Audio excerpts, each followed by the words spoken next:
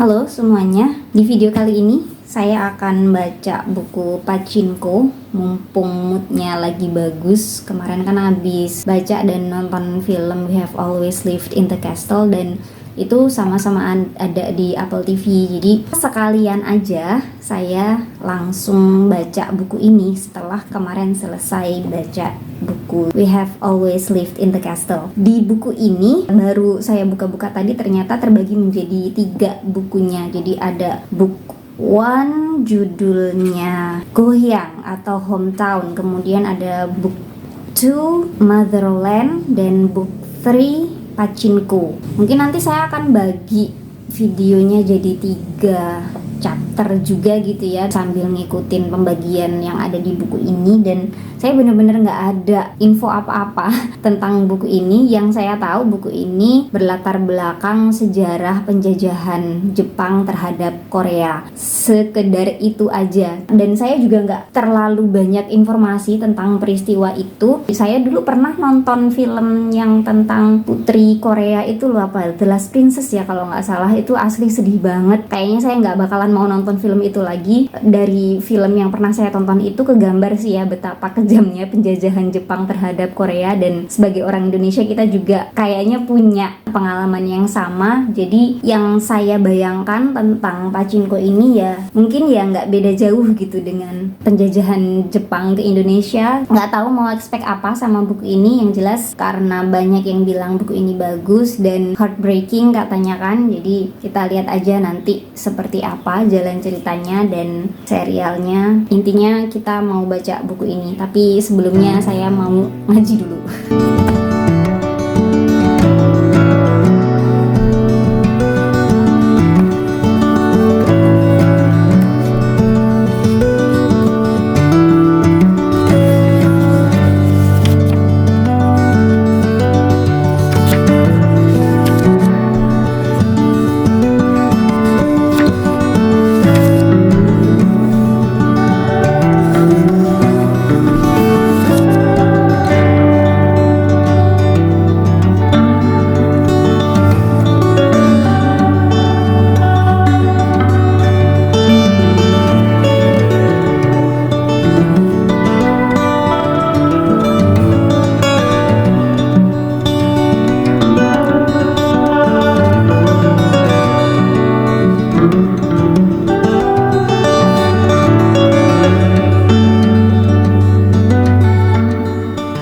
Oke, agak bingung nih mau mulai dari mana. Saya baru nyampe halaman 116, chapter 12 dari bagian pertama buku ini. Tapi sudah ada beberapa hal yang pengen saya bahas. Kayaknya mulai dari sinopsis ya. Pachinko ini bercerita tentang sebuah keluarga dan diceritakan dengan alur maju gitu. Jadi di awal di tahun 1910 diceritakan pertemuan orang tuanya Sunja, tokoh utama kita, seorang perempuan Korea. Di situ diceritain karakter bapaknya Sunja, karakter ibunya Sunja, latar belakang mereka, gimana mereka bisa ketemu, dan sampai akhirnya Sunja lahir. Betapa istimewanya Sunja buat orang tuanya. Lalu maju terus sampai bapaknya Sunja meninggal dan mulai ada konfliknya ketika Sunja berusia 16 sampai 17 tahun. Dengan latar belakang penjajahan Jepang di Korea, buku ini menceritakan tentang perjalanan hidup Sunja sepertinya, karena saya baru nyampe 100 halaman ya. Saya ngebayanginnya nanti ini akan bercerita tentang perjuangannya untuk bertahan hidup sih sepertinya. Tapi dari yang saya baca sejauh ini, ceritanya adalah tentang Sunja dan ibunya yang mereka tinggal di pinggir pantai. Orang tuanya Sunja ini punya rumah yang mereka nyewain rumah itu, tapi tinggalnya berbagi gitu. Jadi bukan kayak ada rumah induk semang terus ada bedengan kos-kosan gitu, nggak kayak gitu.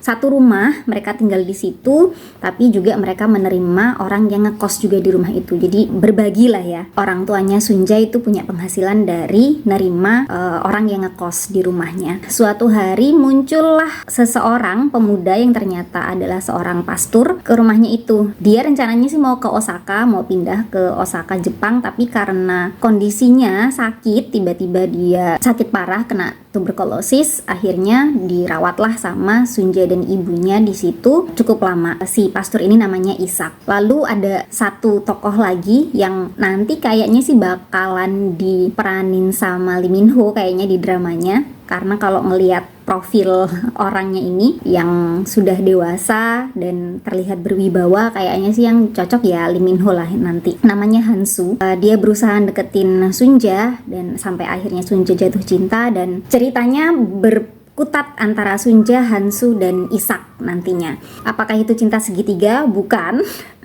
Kalau misalnya kalian terbiasa nonton film dengan latar belakang sejarah, saya yakin sejak awal-awal kalian baca buku ini, kayak di halaman 50-an, pokoknya sejak Sunja ketemu sama Hansu, udah bisa kebaca lah ceritanya bakal ngarahnya kemana. Tapi bukan berarti cerita ini jadi ngebosenin, enggak. Saya justru tetap menikmati ceritanya, walaupun bacanya, sambil bacanya itu sambil bisa ngebayangin ini nanti begini, dan ternyata bener. Nyimak cerita Pachinko ini rasanya tuh kayak kita dengerin nenek kita atau orang tua kita cerita tentang zaman penjajahan, atau saya misalnya dulu orang tua saya pernah cerita zaman PKI, dan mereka nyeritainnya itu tuh dengan nada yang datar tapi kayak nggak ada jedanya gitu loh. Jadi kita itu nyimak ceritanya, dan ceritanya sedih, ngerasain emosinya di dalam sini, tapi karena orang tua kita, nenek kita cerita terus tanpa ada jeda, jadi kita tuh nggak sempet untuk mengekspresikan kesedihan kita,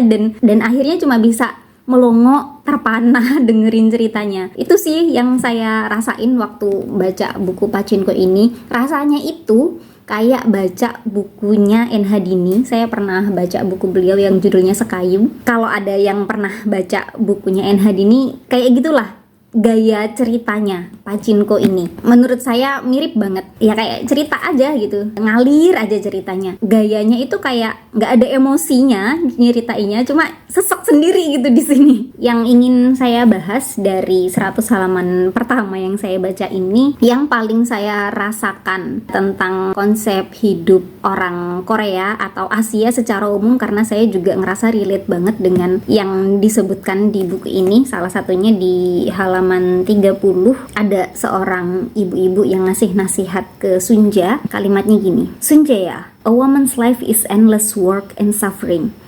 There is suffering and then more suffering. It's better to expect it, you know. You are becoming a woman now, so you should be told this. For a woman, the man you marry will determine the quality of your life completely. A good man is a decent life, and a bad man is a cursed life. But no matter what, always expect suffering, and just keep working hard. No one will take care of a poor man, just ourselves. Bacanya tuh kayak ngerasa ini nasihat langsung buat saya sendiri juga gitu loh. Dan seterusnya ada beberapa dialog serupa yang itu menggambarkan bagaimana kehidupan perempuan di zaman dulu, yang ternyata sampai sekarang saya masih bisa relate gitu dengan semua yang disebutkan di buku ini gitu. Padahal buku ini kan setting waktunya tahun 1930-an.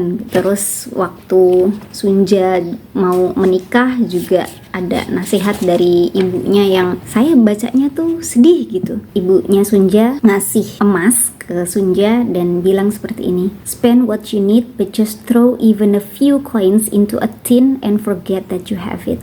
A woman should always have something put by.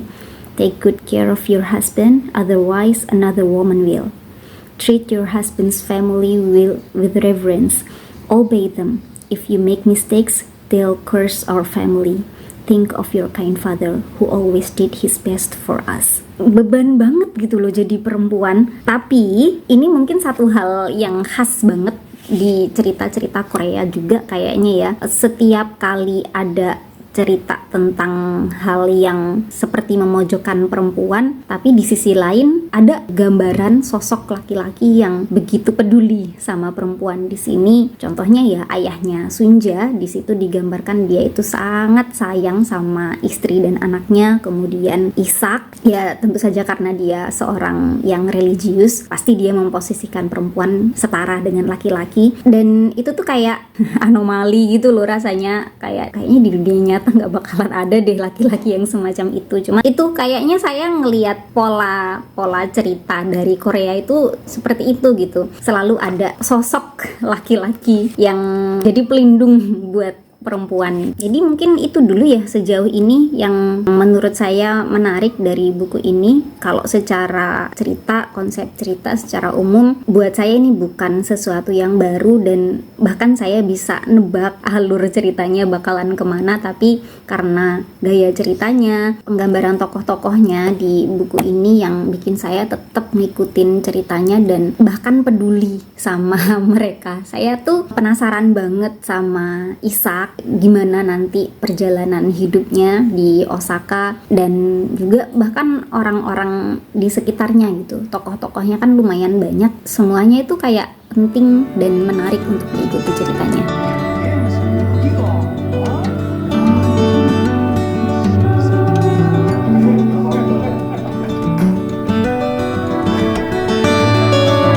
Jadi ternyata kalau yang serialnya Pachinko itu alurnya tuh maju mundur gitu ya, jadi beda sama yang di buku. Akhirnya saya mutusin untuk nggak lanjut dulu nonton serialnya, adaptasinya, takut kena spoiler. Jadi pengen diselesain dulu bukunya, baru nanti nonton adaptasi serialnya. Dan sekarang saya nyampe halaman 190-an, 193, sudah masuk ke tahun 1942. Sunja sudah punya anak 2, terus udah banyak lah yang terjadi. Dan kayaknya saya harus spoiler ya, karena agak susah kayaknya nyeritain alur cerita di buku ini tanpa spoiler. Dan ada hal-hal yang menarik yang pengen saya omongin di dalam buku ini yang kayaknya kalau nggak pakai spoiler tuh malah jadi susah gitu loh untuk dijelasinnya. Oke, sebelum makin jauh ya dari sini, ini yang pengen banget saya sampaikan, walaupun sebenarnya nggak penting, cuma itu yang saya pikirin, adalah cara buku ini menceritakan tentang laki-laki di sekitar Sunja ini ya. Yang pertama kan ada Hansu. Hansu itu yang menghamili dia tapi nggak mau nikahin. Dan ketika baca POV-nya Hansu, itu saya tuh ngerasa kayak cara buku ini menyampaikannya itu kayak masih ngasih permakluman gitu loh sama Hansu. Di lewat POV-nya si Hansu itu, dia tuh digambarkan dia tuh sebenarnya cinta sama Sunja, dia lebih suka sama Sunja, tapi karena kondisinya akhirnya dia nggak bisa nikahin Sunja. Dan sebenarnya dia punya opsi gitu untuk Sunja supaya bisa tetap sama dia tanpa harus menikah dan lain-lain itu. Tapi gimana ya, diceritakan dengan narasi yang kok kayaknya seolah-olah Hansu ini nggak salah gitu loh, hanya karena keadaan dan kondisinya yang membuat dia nggak bisa menikahi Sunja gitu. Itu yang saya rasain. Dan pun kakak iparnya, siapa namanya, Yusep ya kalau nggak salah ya, dia kan juga orang yang sangat memegang prinsip gitu ya, sampai-sampai istrinya, adik iparnya juga nggak boleh kerja sama dia. Dan sampai pada titik dia itu sampai mengucapkan kata-kata yang menyakiti hati gitu untuk menguatkan prinsip hidupnya itu gitu loh. Dan itu di buku ini diceritakan dengan narasi yang saya ngelihatnya itu adalah sesuatu yang terhormat gitu. Nggak tahu kenapa, cuma kadang kesel aja gitu sama si Yusep ini, yang dia itu bahkan sampai kalau dibaca dari bagaimana dia bicara ketika tema tentang bekerja dibahas sama istrinya itu, dia itu sampai ngucapin kata-kata yang menyakitkan hati itu kalau didengar dari sudut pandang perempuan gitu. Tapi narasi yang dipakai di buku ini ketika pakai POV-nya dia tuh seolah-olah dia itu bener karena dia menjaga tradisi, karena dia menjaga harga dirinya gitu. Gak tahu kenapa, cuma saya ngerasanya kok kayak gini ya cara menyampaikannya, atau memang ini tujuan dari penulisnya ingin menyampaikan sudut pandang si laki-laki dengan objektif atau seperti apa, tapi kesel gitu rasanya sebagai perempuan bacanya. Ya gitu aja sih. Dan sekarang kita sudah sampai pada POV-nya Noah, anaknya Sunja. Ini berarti sudah generasi ketiga ya. Jadi generasi yang pertama orang tuanya Sunja, kemudian Sunja, dan sekarang cerita ke anaknya.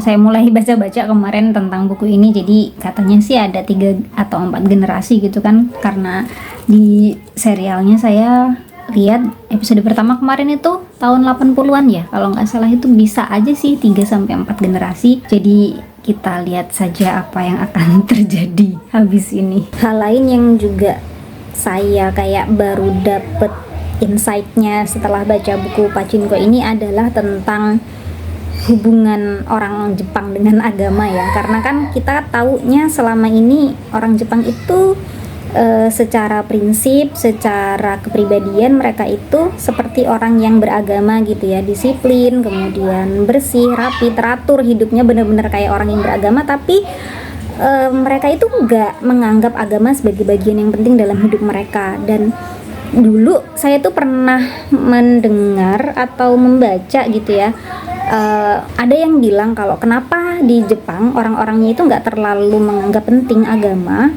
Itu sejarahnya ada, karena dulu agama itu dianggap sebagai salah satu sebab yang membuat negara mereka pernah hampir terpecah gitulah ya. Nah, kebalikannya dengan kita di Indonesia, kenapa agama itu menjadi sangat penting untuk kita bangsa Indonesia? Karena justru ada kesan dulu bahwa orang-orang yang tidak beragama yang membuat negara kita menjadi terpecah belah, dan adalah orang-orang yang beragama yang memperjuangkan kemerdekaan Indonesia gitu. Jadi posisi agama itu sangat penting untuk bangsa kita, sementara di Jepang agama itu punya stigma yang kurang baik gitulah, kayak gitu. Karena kalau ngelihat ceritanya si suaminya Sunja ini kan yang sekarang Isak ini, ternyata keberadaannya sebagai seorang misionaris di Jepang itu juga tidak aman gitu ya, dan akhirnya dia dipenjara. Jadi bayangan saya tentang posisi agama di Jepang itu sepertinya sedikit tergambar ketika membaca buku Pachinko ini.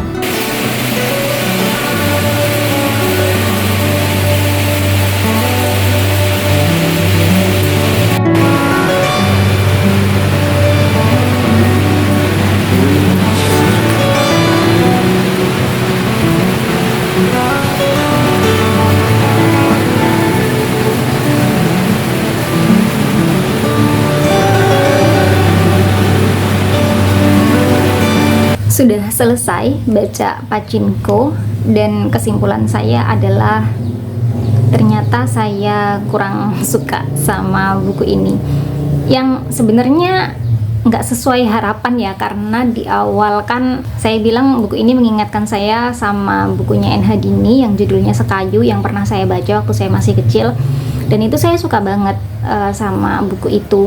Tapi ternyata Pachinko ini beda ya, karena kalau misalnya mau dibandingkan dengan buku N. Hadini yang judulnya Sekayu itu, dia itu lebih spesifik gitu. Itu menceritakan tentang masa kecilnya N. Hadini sampai remaja aja. Sementara buku Pachinko ini 4 generasi dijadiin satu, dan itu kayak kejer-kejeran loh rasanya saya bacanya.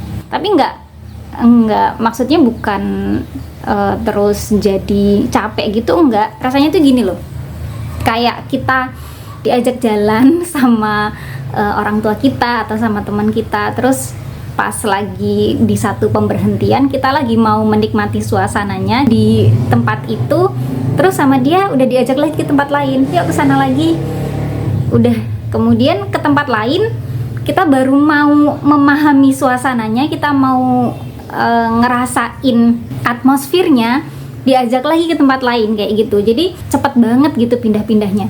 Kalau misalnya kalian pernah dengar ada buku-buku yang tipenya nggak terlalu banyak plot, cuma vibe-nya aja gitu. Jadi pas kita baca itu rasanya damai, rasanya tenang, heartwarming gitu. Buku ini kebalikannya gitu. Jadi no vibe, plot only gitu. Jadi cuma dikasih tahu abis ini yang terjadi, misalnya dia datang terus setelah itu dia mati, kemudian pindah lagi ceritanya nyeritain tokoh lain, baru mau kenalan sama tokoh yang dikenalkan itu, terus nanti di chapter berikutnya ketemu lagi sama tokoh lain, terus chapter berikutnya lagi dikasih tahu kalau tokoh di chapter yang sebelum-sebelumnya itu udah mati. Terus jadi ya semacam apa ya, kayak baca dokumenter gitu jadinya. Tapi saya lega sih, saya lega sudah baca buku ini karena di dalamnya juga banyak banget informasi-informasi yang menurut saya penting untuk saya ketahui, untuk memahami konteks sejarah antara Jepang dan Korea, kemudian kulturnya. Tapi ya dari segi cerita ini ternyata kurang cocok buat saya. Saya belum jadi nonton serialnya, nggak tahu sih nanti mau nonton apa enggak. Dari yang saya baca sih katanya agak sedikit beda ya, serial adaptasi sama bukunya. Saya kasih 3 bintang untuk Pachinko. Dan kalaupun misalnya saya punya apa ya, ide gitu, ini harusnya gimana, lebih baik seperti apa, saya juga nggak punya bayangan gitu harusnya seperti apa. Kalau misalnya mau dibuat berseri kayak cerita kenangannya Enha Dini pun, apakah bisa dibuat semenarik itu gitu? Nggak yakin juga saya. Jadi ya mungkin memang buku ini harusnya seperti ini, tapi ya cuma nggak cocok aja sama selera saya yang biasanya lebih peduli sama pengembangan karakter, sama tokoh-tokohnya, yang di sini nggak mungkin bisa dieksplor lebih jauh karena ada banyak banget yang harus diceritain sama penulis di dalam buku ini. Ya, jadi begitu pengalaman saya baca Pachinko. Bener-bener puas saya setelah baca buku ini, maksudnya lega karena saya sudah tahu beberapa hal baru dari buku ini, cuma nggak cocok aja sama gaya ceritanya. Oke, itu aja review dari buku ini. Mudah-mudahan review ini membantu dan bermanfaat buat kalian. Terima kasih yang sudah nonton sampai selesai. Kita ketemu di video berikutnya.